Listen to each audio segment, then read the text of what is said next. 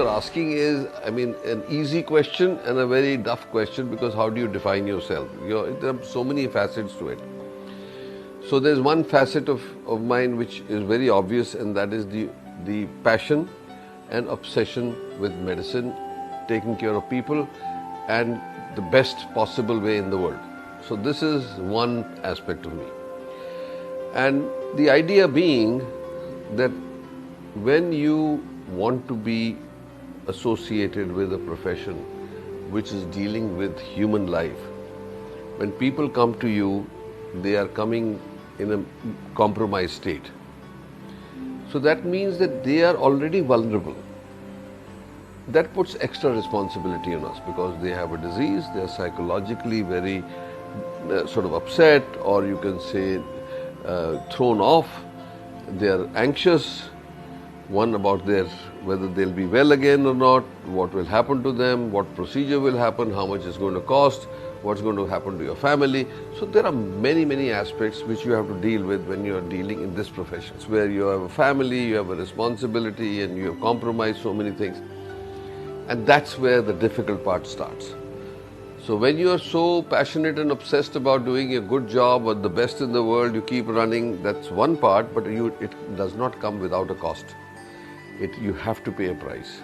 And the price I paid was that I shortchanged my family for time and attention when the children were growing up. So my wife fortunately is a strong person, a great mother. So she took care of the family. So there was a synergistic relationship, but like I said, I missed that part of it. And that's how you say, how do you define a human being? You must define the totality of it. But the totality of it comes as, all said and done, I consider myself blessed in my profession, blessed by my family, and basically a very happy and content individual. That's what I am.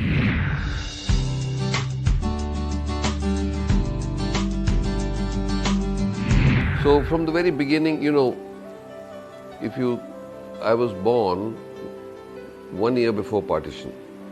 In fact, I was born on the 12th of August 1946, and so my family, my parents are both doctors. They were living in Pakistan, and then overnight they had to leave, and they came empty-handed.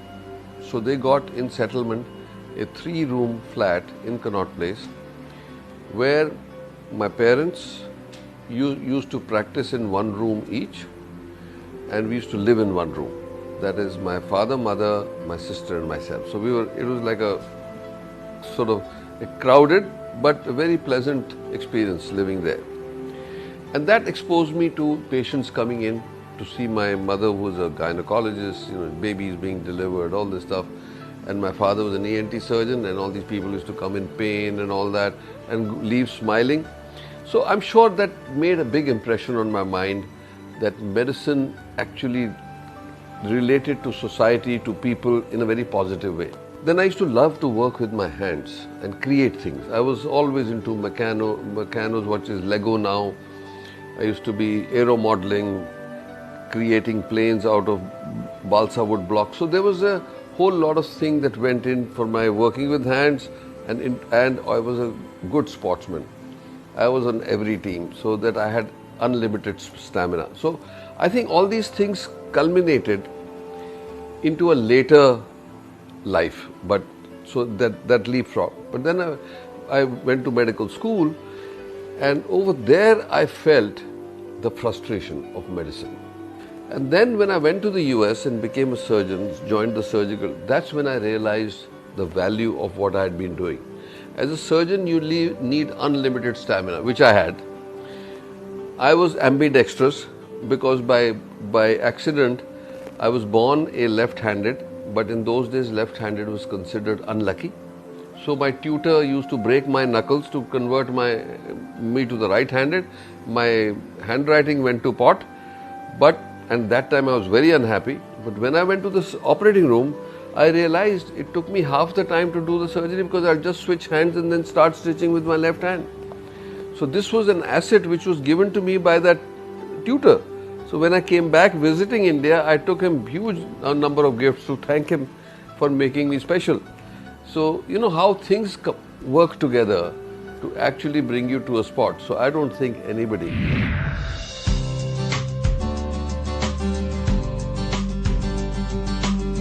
It's a journey which is matched to your thought or soch, as you can say. It is my moral responsibility because thousands of patients were coming from India to US, to New York to me to operate on them. On an average, 200-300 patients used to come every year. And I knew that for everyone that came, there were thousands who couldn't come.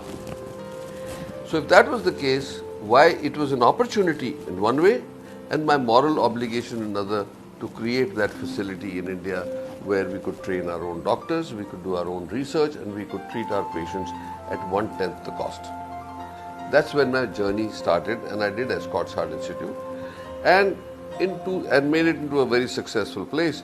So the realization came to me that India was not called India because we did not have that what we call master of your own destiny.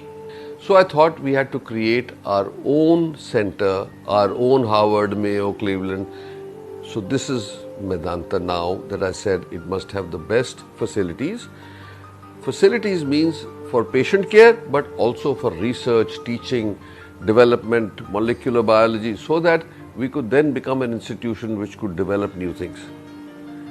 Second was that it must have technology greater than anybody else or as good as anybody in the world. Third, it must have the human capital which is exceptional, which is benchmarked around the world, not locally. जैसे अंधों में काना राजा नहीं, राजा चाहिए हर discipline का. And fortunately all these three things came together, and my vision was and is, or actually it's my junoon, to say that we will create the new medicine out of India, which will be a combination of modern medicine and traditional Indian medicine, that is Ayurveda. So we have done a lot of research now.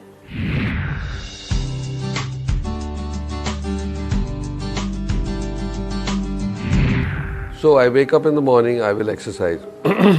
I will also 3 times a week do yoga. Get ready, come to work, and then I'm here 12 hours. But the work is so stimulating and consuming, so you don't feel it, right? So the thing is that if your thought process is positive, devoid of greed, arrogance and jealousy. Greed, arrogance and jealousy is a triad which will destroy a human being. So if those things don't enter your mind and you're always doing some positive work, you don't feel tired because you get the energy from what you're doing. I find the most magical is Vipassana.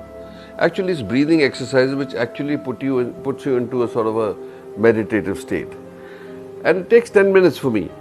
And I do it on my way home in the car. And I wake up from it like a new person so that the whole stress of the day is wiped out.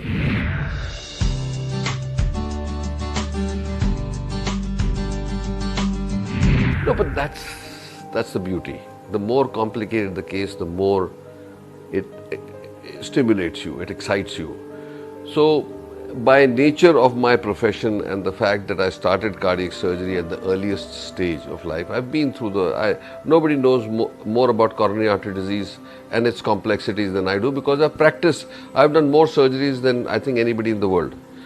So the point is that with all that experience, every day doing new developments, the more complicated the case, and by nature of my seniority, a lot of complicated cases come to me which have been turned down by everybody, the more it is stimulating and encouraging to go and tackle more and more and help more and more people who otherwise had no hope.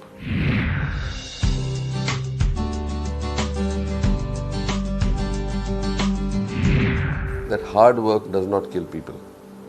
Long hours don't pay. It's the way you actually take it in and interact with your environment that is terrible. So if you are indulging in positive activity, which makes you happy and satisfied inside and gratification, you don't even feel the time going by. If you are in activity which is non-productive by way of any meaningful thing, then it has a limited value. So how long can you think about money? How long can you think about doing certain things? But you can see, you see professions like ours, professions like journalism, professions like even to a great degree lawyers. They get involved. They don't get tired. They keep working. They keep working because it's creative. It's leading to society's benefit somehow or the other. As I said, today there is more and more desire to live healthy. As the economic conditions of yours and your environment improves, the next thing you want is you want to live, and you want to live healthier so that you're not dragging after the age of 50 getting sicker and sicker. So the desire is there. Now the desire has to be converted into an actual plan so that you can have that discipline in you. So we are saying the simple principles: eat fat, fried, sweet, less, the least.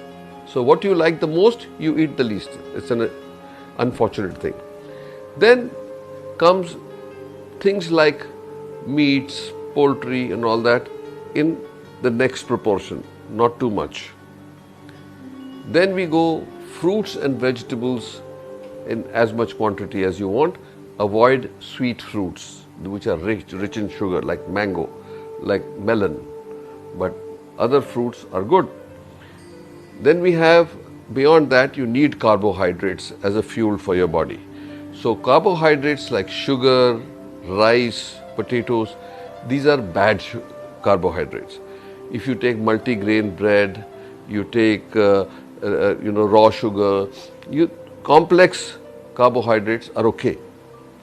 So that's why if you keep this in mind, you can eat everything. You don't have to eat fried food in large quantities, but small quantities is fine. And then once you've eaten the food, you must do justice to it. And that means that you must consume it. And how you consume is the balance between the two. So if you are eating a lot and you're putting on weight, it's like a bank balance. If you're putting on weight, then you're hurting yourself. You must have a weighing scale. You weigh yourself regularly to make sure you're not putting on weight, because once you put on weight, very difficult to get rid of it. Second, the exercise that you do is proportional.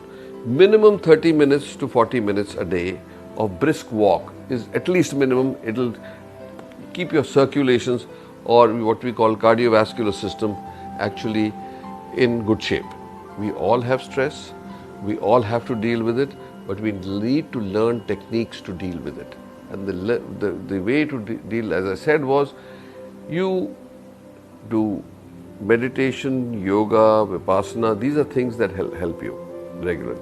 Then of course there's music, there is movies, there's family time, there's sports, there is outdoors. So if you include all these things in some proportion, I think you can do the best for your life and stay as healthy and hopefully live longer, healthier.